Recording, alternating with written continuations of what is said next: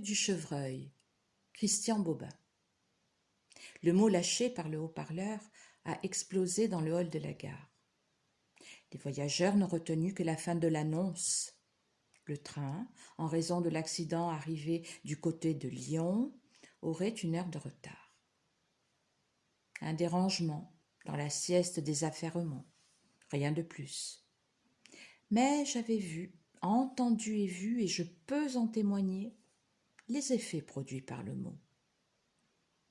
La tête de serpent du train rapide, les cours de la bourse, ces psaumes de l'enfer, tout ça anéanti.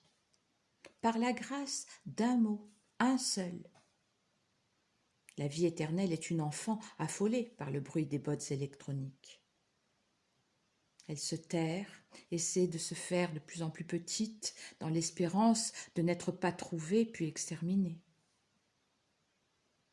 Ce matin, elle s'était réfugiée dans le mot « chevreuil ».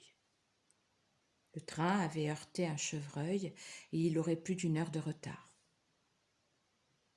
L'animal offrait sa mort pour nous sauver de la modernité et de ses amours à quartz. Le meilleur de nous est en dehors, dans l'étonnement des bêtes sauvages et l'humilité des poèmes. Le mot « chevreuil » a une si belle vibration. Il n'est que légèreté, sursaut d'azur. L'animal déchiqueté renaissait sous mes yeux. Il se relevait en tremblant, s'appuyant sur ses genoux, Christ des forêts de diamants, lavé du crachat de la mort technologique, archange trempé de fièvre, bondissant du guichet de la gare aux portes automatiques. Nourrief de l'invisible, porteur des reliques de l'amour vrai, léger, léger, léger.